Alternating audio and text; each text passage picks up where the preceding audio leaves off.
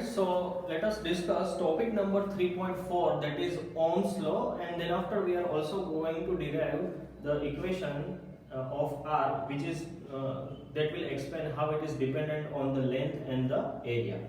So let us start with the Ohm's law. You already studied in your previous standard. So if we take one conductor, okay, and if the potential difference across two ends is let us say V, तो यहाँ पे ये जो potential difference है वो हो गया V, राइट? And then after if we consider that the current which is flowing through it, मान लो कि ये पॉजिटिव एंड है, ये नेगेटिव है, so the direction of current will be from positive to negative, तो ये मैंने दिखा दिया I. तो what ohm's law says is V है और I है, दे आर डायरेक्टली प्रोपोर्शनल. तो यहाँ पे हम लिखेंगे V is proportional to I. तो ये प्रोपोर्शनलिटी कांस्टेंट इंट्रोड्यूस करेंगे हम to remove this sign. So V can be given as I into R. So what is R? R होता है that is known as a resistance. It is known as a resistance of the conductor.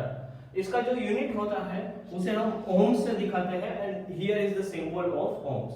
बोलेंगे कैसे? It is known as a ohms, right? Okay, so this is all primary information about the unit of the resistance, right? Now R है वो किसके ऊपर depend करता है? R depends on what? So it depends on what kind of material we have. First thing is that it depends on what kind of material we have. Second thing, it depends on the dimension, right? मैं material के बारे में अगर आपको दिखाऊं तो like conductor की category में ही if we consider iron, then its resistance is more compare to the silver. Silver से कम रेजिस्टेंस वाला है gold, right? So you might have seen that कि जब भी कोई इलेक्ट्रॉनिक डिवाइसेस है जो महंगी वाली है जिसमें हाई स्पीड रिक्वायर्ड है, तो उसमें जो कॉन्टैक्ट्स होते हैं उसके ऊपर सिल्वर कोटिंग किया जाता है, या फिर आप गोल्ड कोटिंग भी देखोगे. अगर आपके मोबाइल फोन की पीसीबी है तो उसके अंदर भी you will find gold coating, right? So why it is so? Because it is having very less resistance, right? So R depends on the, अगर प्लास्टिक है, प्लास्टिक मटेरियल है, तो उसका रेजिस्टेंस इतना ज्यादा होता है कि it doesn't allow the current to flow, right? So R depends on material, right? Second thing is it depends on the dimension. वो किस तरह से, उसका मैथमेटिकल फॉर्मूला क्या है, वो अभी हम डिराइव कर रहे हैं, right? So let us take this case. Okay, इसको बोल देते हैं केस नंबर 2, इसको बोल रहे हैं हम केस नंबर 1. केस नंबर 1 में क्या था कि जो कंडक्टर का ब्लॉक हमने चूज किया था, ओके, ये एक बार है ऐसा मान लो, और उसकी जो लेंथ है वो L थी, राइट? आप ऐसा सोचो कि ये एक बार है, राइट? ये एक मेटल का है ऐसा सोच लो, राइट? सो इसकी जो लेंथ है वो L है, right? It's length is L.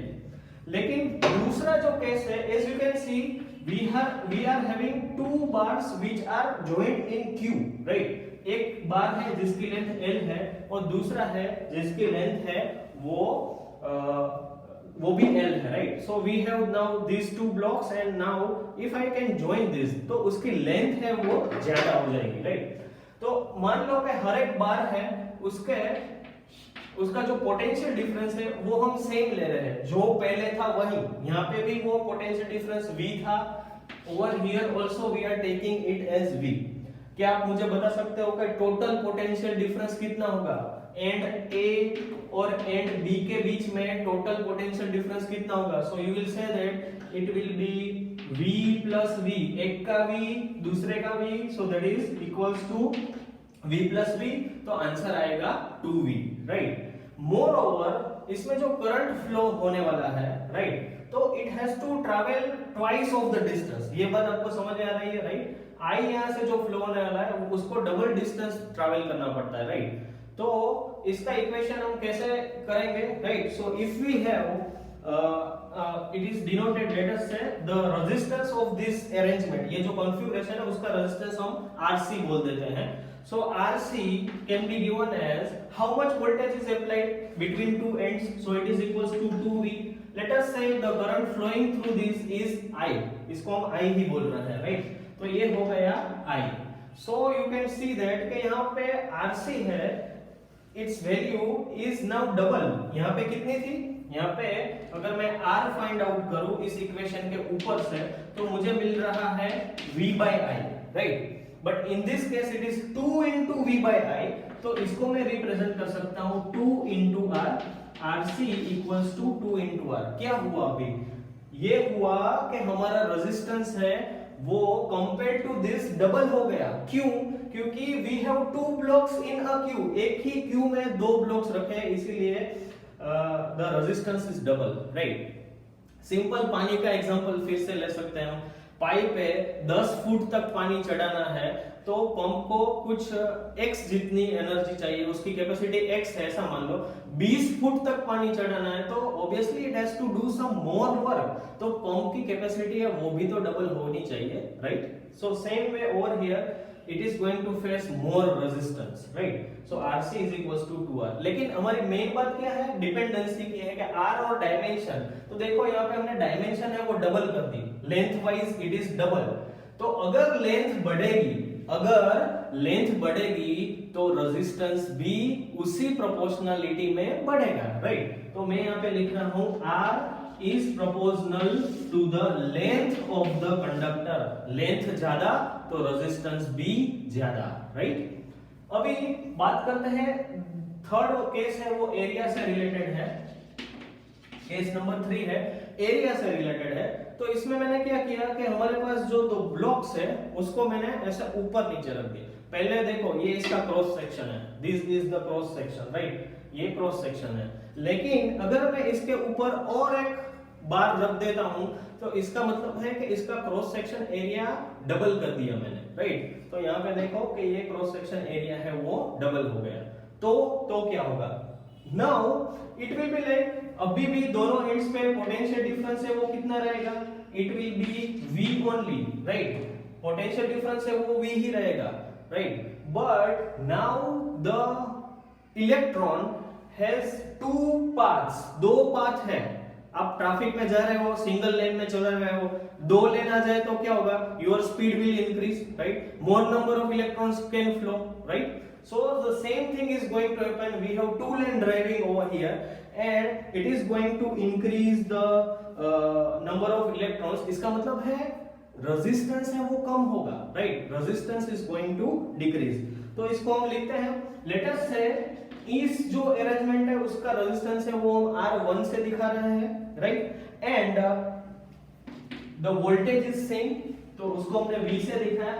लेकिन करंट है उसके पास अभी 2 रास्ते हो गए, so current will be half, right. तो ये हो गया I/2, right, it is I/2, current half हो जाएगा, right.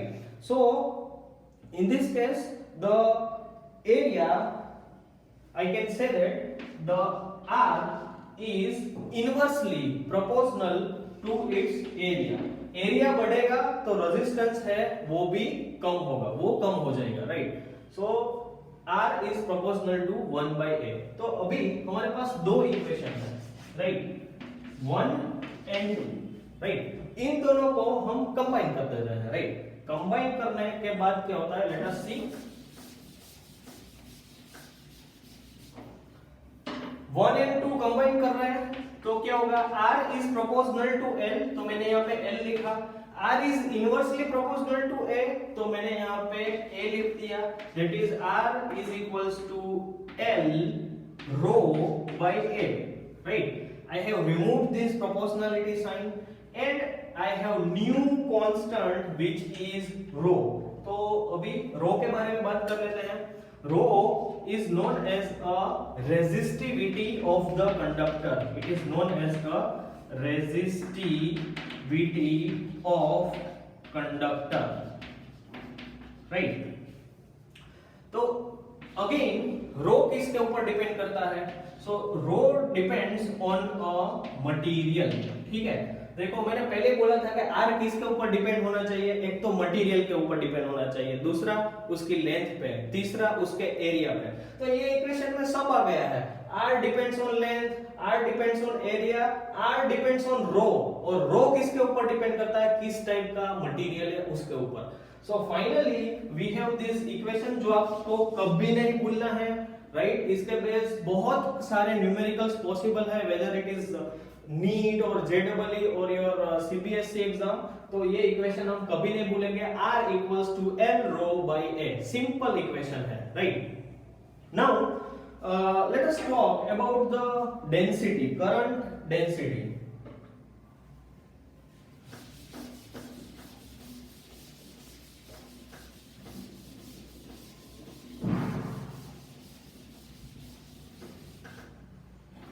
Topic is current density. हमें मालूम है कि डेंसिटी वर्ड है, दैट मींस कुछ पैरामीटर होगा and then after it will be divided. Density की बात आती है तो हम एरिया से डिवाइड करते हैं, वॉल्यूम से डिवाइड करते हैं, राइट, या फिर लेंथ से डिवाइड करते हैं। तो यहाँ पे है current density. So current density is to be denoted by I by A. A is not for ampere, it is for area. Okay. तो current by area. So that is known as a current density, जिसका symbol है वो है J. Right. अभी हमने derive किया था R equals to L rho by A. R equals to L rho by A. Now we also have V equals to IR. Right. तो let us put the value of R in this equation. So V can be given as I L rho by A. तो यहाँ पे कहीं पे क्या आपको I by A दिख रहा है? I by A. Yes, it is there. ये हो गया I by A, which is a current density. So I can put it like this. V can be given as L rho into J. लेकिन J current density है, वो एक vector form है, right? तो हम अभी दिखाएंगे उसको वेक्टर फॉर्म में भी। उससे पहले आप बताओ कि इलेक्ट्रिक फील्ड और वोल्टेज का क्या रिलेशन है। We have discuss it, right, second chapter में आ चुका है, right. So electric field and voltage का ये रिलेशन हमने देखा था, right. From this I can easily say that V is equals to E into L. Now I can fix it. यहाँ पे ये जो इक्वेशन है उसमें V की जगह पे I am just putting electric field, okay, multiplied with L, okay, that equals to I L rho by A, right. तो ये हमने रख दिया I by A into L rho, right. So over here what is going to happen कि ये L है वो भी तो एक वेक्टर है और ये दोनों है वो कैंसिल हो जाएंगे। I by A is J, so electric field is equals to vector J multiplied with rho. So this is one more important equation which relates the electric field and the current density, right? Mind well what is rho? Rho is a resistivity and it depends on what kind of material we have, right? Now और एक format है हमारे पास, that is concept of a conductivity. Okay. So we know this that sigma, yeah, J can be vector J, current density can be given as sigma into E. अभी ये कहाँ से आ गया, right? तो you just see this equation, right? If I will make J as the subject, then it will be electric field divided by rho, right? So if I will put 1 upon rho is equals to sigma, then I will get this equation, right? 1 upon rho is now sigma, तो ये हो गया sigma, right? तो ये एक नया relation आया फिर से, जो भी ये भी हमें मालूम होना चाहिए, right? What is rho? Rho is resistivity. What is sigma? Sigma is known as a conductivity, right? तो ये दोनों यूनिट्स भी ये दोनों टर्म्स भी हमें मालूम होनी चाहिए। Both are being used widely. कभी कभी एग्जाम में कंडक्टिविटी दे देते हैं और पूछते हैं कि R equals to L rho by A करो, तो क्या होगा, आपको रो है that should be replaced by sigma, inverse करके आप कर सकते हो, राइट?